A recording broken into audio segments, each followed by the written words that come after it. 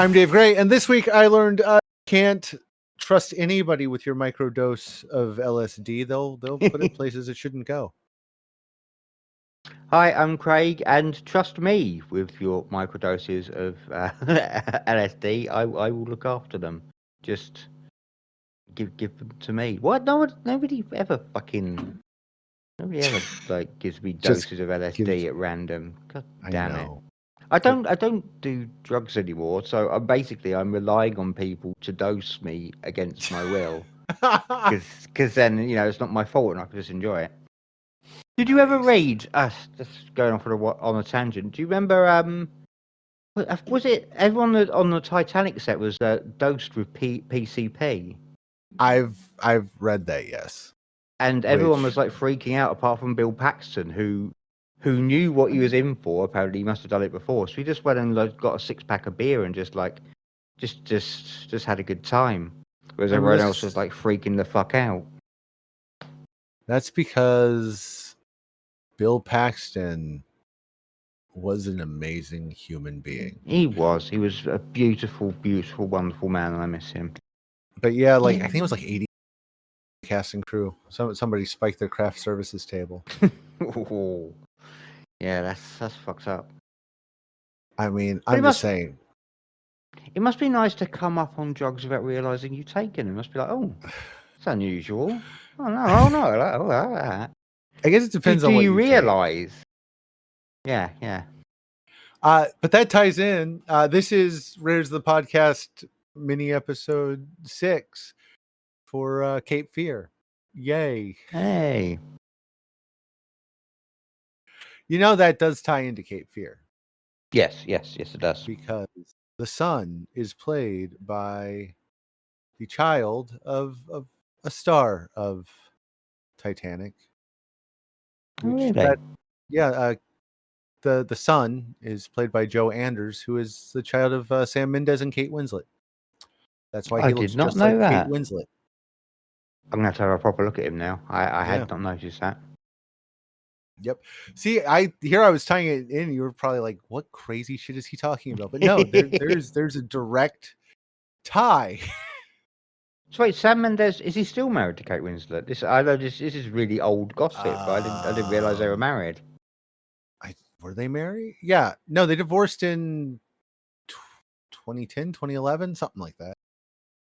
He's now married to a trumpet soloist, not a Trump soloist. I mean, maybe. I know nothing about her except she's a trumpeter. And Lady Mendez.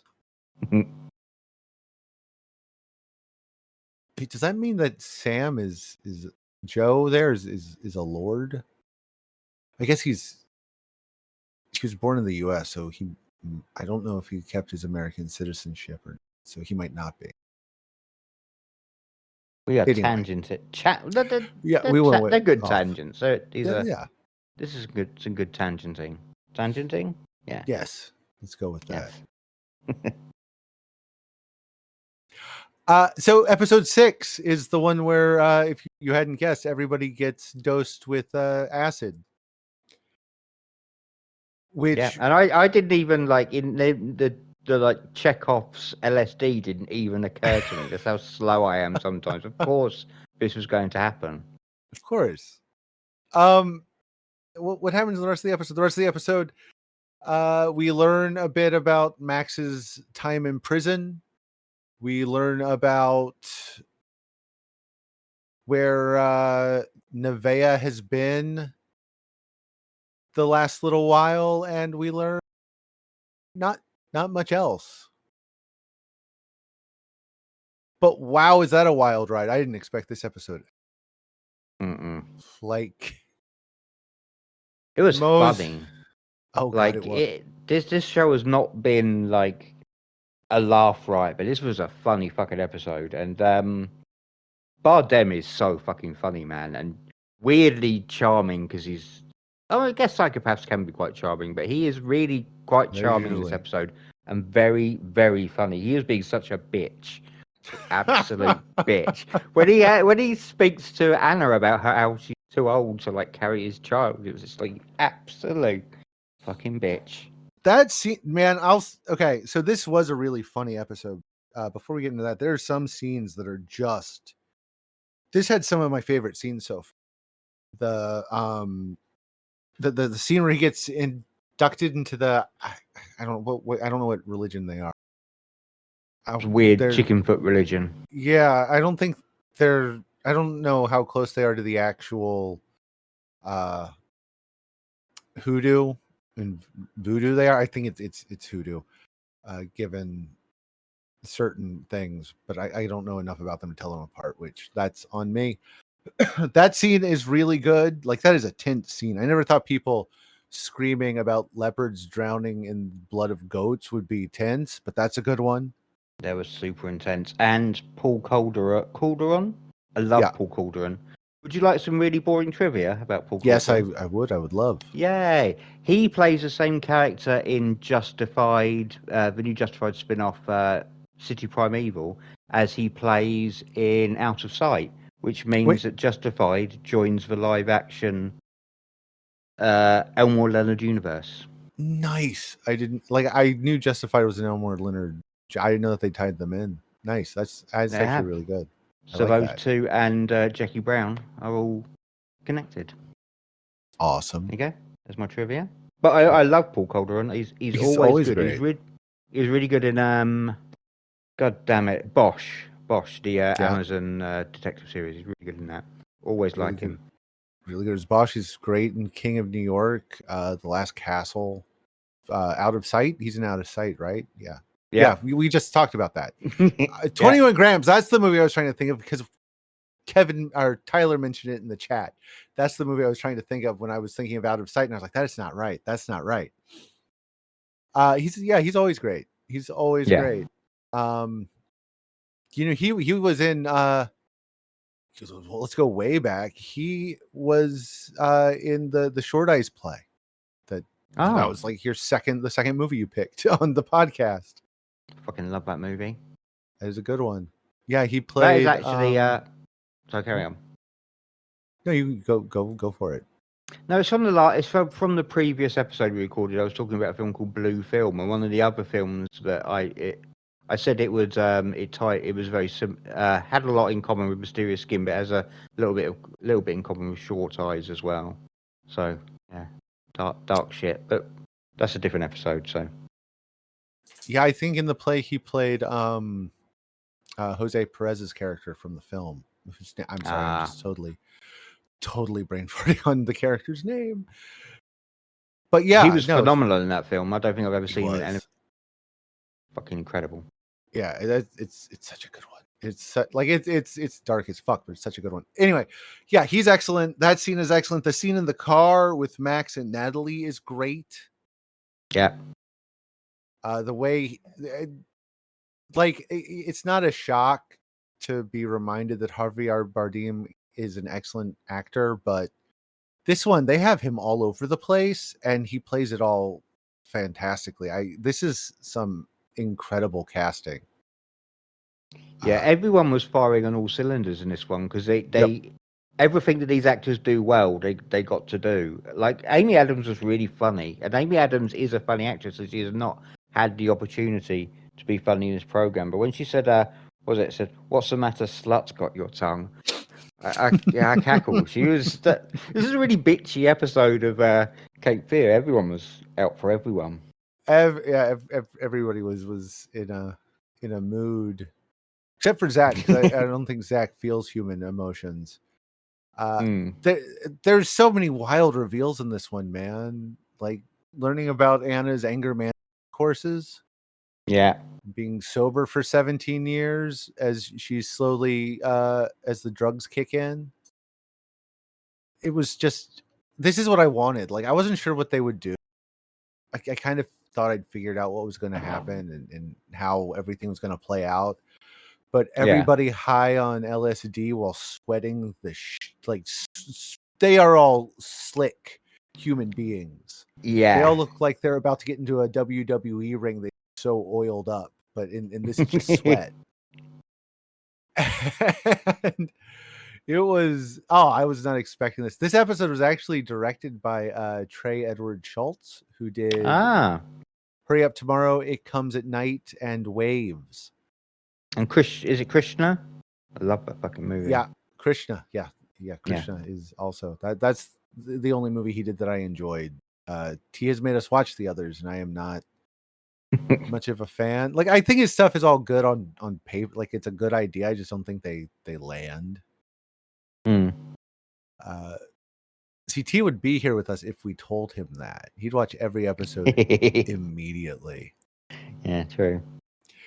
But it's well directed. It's well written. This episode was written by Brian Evanson. Brian Evanson is a writer who's been around forever, who very much specializes in dark humor and people getting bit in the ass by things they don't bother to learn. Mm. He wrote, God, what's he written? He's written, he did some of the Dead Space books. He wrote the Lords of Salem novel adaptation. He wrote Tyler's like right. I know, he knows this is happening. He knows something's happening. There's a tingle somewhere. Who's talking about Lords of Salem?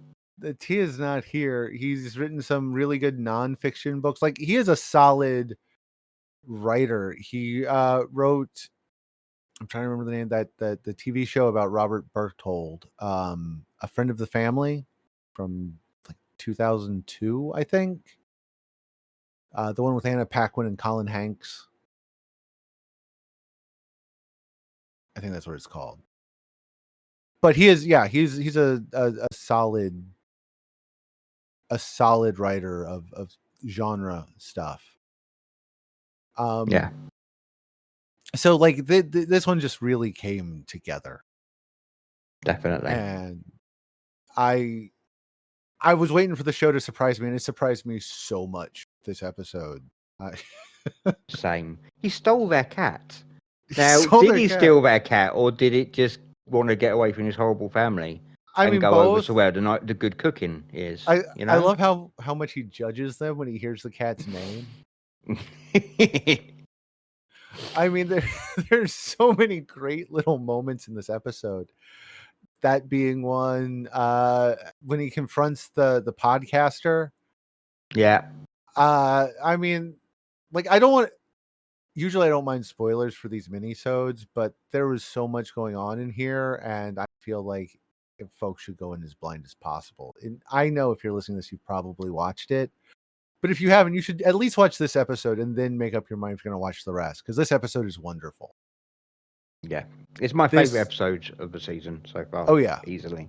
And not just to the show. I would go beyond. I don't watch a lot of television just because there's just so much movies and stuff I have in the pile that it's hard. And the niece is more partial to anime these days. So if we watch a TV series, it's probably an anime to make her happy.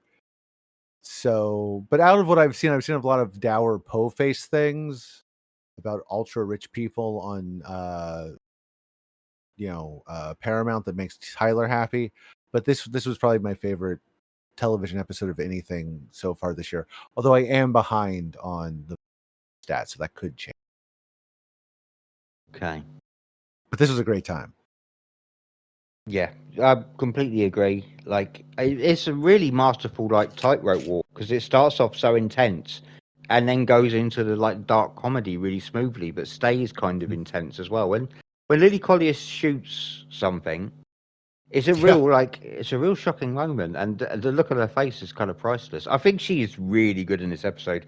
When that scene where she has a nightmare, it's such a cliche thing. You've seen a million characters have nightmares, but she looks absolutely she looks so traumatized by it that I felt it. I felt, you felt that thing where you fall out of bed and you're just. Lily Collier is an excellent young talent. Yeah. If you haven't seen Good One or Roof Man, I think that came out last year. Was it last year? It's the Channing Tatum movie where he's a thief stuck on a roof. She is excellent. She's going to be in the next Osgood Perkins movie. Okay. Which title I cannot remember to save my fucking life. But Lola Tung is also in it, and she's also, decent enough from what I've seen. But Yeah. she's always excellent. Who else Yeah. is in that movie? Like, that movie's got a hell of a cast. I cannot for the life of me remember what it's called. I think Nicole Kidman's in it also. Anyway, I will totally go on a tangent if I don't stop there. But she is an excellent young performer. So seeing her really bring it in this wasn't a surprise for me, but it was good to see. Like, I don't think I've seen her do comedy. Like, the Good One is not a comedy, and Cape Fear is not a comedy generally. I mean, it is now. No, but I when it guess wants to be. Yeah. I guess Roofman was a comedy. She just didn't have a very comedic part in it, if that makes Yeah. sense. Yeah, definitely. Yeah, totally agree with you. Just everyone's just firing on all cylinders, and it's so well put together. Everyone is just. I think everyone, when making this episode, just knew they had some gold to work with. Now, I'm going to say, if you have not watched this episode of Cape Fear, can we say goodbye to them now? People who Yes. haven't watched it yet, and now I can talk about Bye. possible. We'll talk to you next week. Possible, Yes, let's do it. yeah, possible spoiler. I'd say it's not hugely spoilery, but actually, this isn't a spoiler at all. Like, I'm wondering about Max Cady or whether he's innocent. Max Cady made some demands at the end of this episode, which were 100% reasonable. He is not asking for anything unreasonable. He is asking for a public apology and for them to give up their law careers, because we know they've done something unseemly. Oh yeah. And I think that's probably all he wants. I don't think he wants to kill these people. He just wants them to. This is where I'm coming from. He wants them to, like, pay for what they've done in a quite reasonable way, and they're not going to have it because they're. Well, the reveal that he had the brain surgery, and that's why he started seeing his family, was really good. Like, everything in this one, this was a hell of an episode. See, I'm wondering whether now I'm wondering whether he just thinks that he is, because he's got those tattoos on his knuckles that say "Lost Past." Maybe he doesn't know, and maybe someone's convinced him that he's innocent, but maybe he isn't.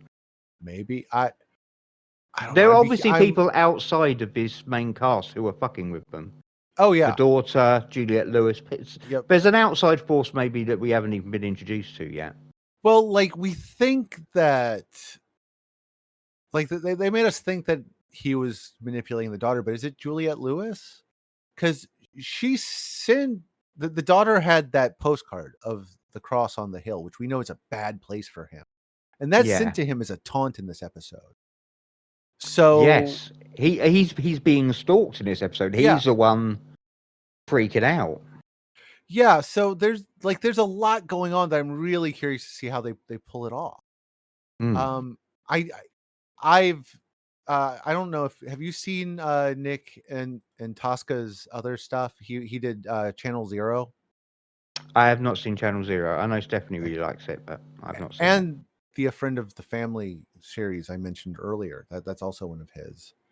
Okay. He also did The Act, the one about Gypsy Rose Blanchard. Oh, okay. He's a really strong showrunner. And he usually gets it, like, really right. He worked on Chucky also. I don't remember if he was there the whole time, but he was a producer on Chucky. I'm just saying everything as it pops into my head. So, yeah. I've still got to watch Chucky, but yeah, it's on the list. But, like, for genre TV, he's usually pretty solid. So I definitely am curious to see where he was also a producer on Hannibal. I don't think the whole series, but at least 1 or 2 seasons. I love Hannibal. Love it so much. I mean, the dude has, he's got an eye for genre work. So I'm really curious to see how he pulls it off in the end. Yeah. Because this has been a lot more interesting than I expected. Because when I first read, they're going to adapt Cape Fear, I went, really? Does the Executioners really need a third version? And yes. Yeah.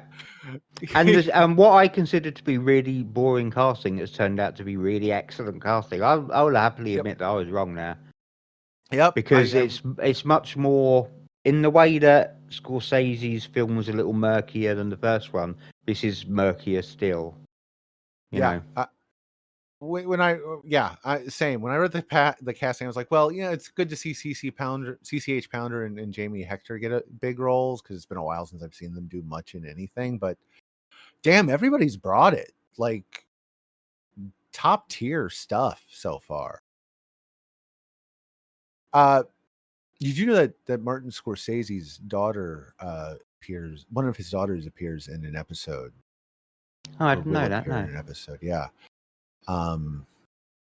I didn't know she acted. I just knew her Yeah. from occasional TikToks. No, it's. I think it's the other one. The Oh, okay. Yeah, the other daughter, because there's for 2 or 3. Is there 3 now? Okay. Anyway, Just whatever. the It's insane bragging rights of being Martin Martin Scorsese's kid. Scorsese's kid. Yeah. Just what the fuck? Just no one can touch Yeah. you. You're just incredible. Yeah, he has 3. Maybe she's the TikTok one. Anyway, but she's going to show up. I can never keep them all straight. Francesca is the Yes, TikTok Francesca is the one one. that's showing up. You're right. I knew there was a third one. I couldn't remember which one was the TikTok one. If it was Francesca or the other one. That's the one that's showing up. I don't know when she's going to show up or if she's shown up and I just like totally brain farted on it. But everything coming up, like looking at the folks who've directed the upcoming episodes and the writers they have working on it, there's like I am more locked in than I was. Like before I was like, I could give or take, but after this one, like if this is where they're going with it, I am down for the ride. Yeah, I am along same for the here. ride. I am ready. There's a part of me that wants the 3 of them, Katie, Ada, and John, to kind of be united against a common threat at the end. Maybe there's something else, and just I enjoy their relationship so much, and he doesn't seem okay. I can't get over it. He doesn't seem antagonistic. This episode is the first time he has been angry, like overtly angry with them. Yeah, I he tells them to mean, get the fuck out of his house. Yeah, moving across the street was a little much, but yeah, I mean, again, he's got brain damage, so maybe in his head, he just wants to be close to them, because it seems they're the only people in his former life he's got any connection with. Yeah. So now, Collius is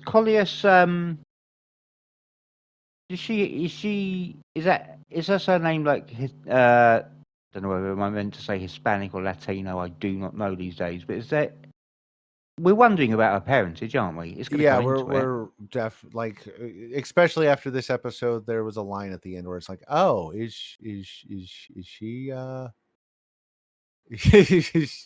she was that a more that Carrie Be My Surrogate, was that more pointed than we seem to I mean, Collius is one of those names where it could be from like a bajillion different. Yeah. Like it could be French, it could be Greek, it could be various Latin comments. Okay, look. Remember that time is not a straight line. It's a circle, it's a squiggle, it's a real mess doodled on paper, which is my way of saying that by the time I've recorded this for Dave to edit in, we've actually already recorded chat about the next episode. Okay? So, in that chat, I mistakenly claimed that this episode of Cape Fear, which is episode 6, titled Possum, I said that Vicky had started to waver, her interest had waned, she wasn't gripped. What I meant was that had happened at the end of episode 5, because that is when Amy Adams had done the very, very, very stupid thing by the end of it, and it looked like the characters were being more stupid than they'd previously been. So it was becoming more obvious with how they could fall into Max Cady's traps. Now, six was good. It was... I mean, I've just been permanently impressed by how this has gone. I think the performances have all been good. I like how we are still not entirely sure about, you know, I'm going to call it the nature versus nurture debate when it comes to Cady, like how he is, as Craig will say later in the future, that you know, would he be so intent and bloody minded about his vengeance if Tom and Anna would just kind of take responsibility for whatever they have done in the past and apologise. There's fun in this episode as well with the... there's a sequence in which people are spiked with acid, and I'm pretty sure the aspect ratio changed there on the picture I was watching. It's really good, kind of expands and just, widens them. So that's great. And then there's a really good confrontation in this episode as well. I was worried this kind of started with a flashback, and I did think, all right, this is going to be the flashback episode. This is that pattern. It's going to, you know, go with the same template that so many other limited seasons have gone with. But no, there are flashbacks to moments, but it still generally progresses the story, and it ends quite well. Although, if your partner has run around the walls of your house and is shouting, "There's someone here," then falls through the floor, then yells and is clearly in a fight and gets back out through the wall, and then you see a possum go by, I think it's a possum, you don't then sort of breathe a sigh of relief and say, oh, it was just a possum. Like, a possum doesn't litter the inside of your walls with empty food cartons and jars and a sleeping bag and a rucksack. You know there's more than a possum, so it's no surprise when it turns out to be more than just a possum. So there was that little moment, and I think maybe I'm being a bit more sensitive to some things that seem a little bit sillier or stupid because it was all going so well for so long, and then, you know, episode 5 did unsettle us slightly with how the characters, as as we watch things play out, I think they seem to be acting a bit silly and out of character.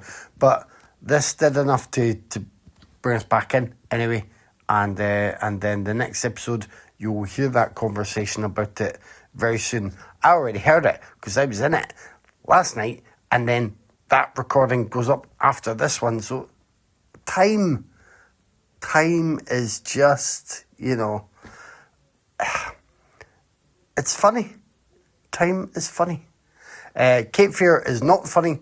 It's very, very, very good, and we keep recommending that other people should check it out. Oh, I didn't even mention how much I liked the crazy girl in the walls. Once you start going into the walls of your posh house, I'm like, this is getting really fucked up now. Yeah. Okay. Like, but that that was so, because I mean, she was there. Mm. She was there when she was seen earlier, and she has been talking to Zach the whole time. And I just want to know, how do you have a 20 by 20 like extra room in your house and nobody notices that much floor space is gone? I get their house is big, but Jesus fucking Christ, Bowdens. At least know how big your fucking house is and notice when a massive room is missing. Please. I'm rooting. Like, if Max is the bad guy, I'm rooting for Max more than ever after that happened. Somebody I mean, was the house in is so here. big that people can do like voodoo ceremonies in like a unfinished wing of the house, He's and they don't walking, hear anything or smell anything. smelling things. Hmm. He's walking between two rooms, but he's not like sliding through. He's like just walking. Just there's 8 feet between the rooms, guy. You can double your house's value with some nails. Jesus, there's a whole house they can't access. How many people are? I hope there's a dozen people living there. If that house was in hope- New York, they would advertise that wall space as like extra It would. rooms. It'd be a 100%. sublet. Yeah, it would. God, I really, part of me kind of hopes that we find out that other people are living in the walls.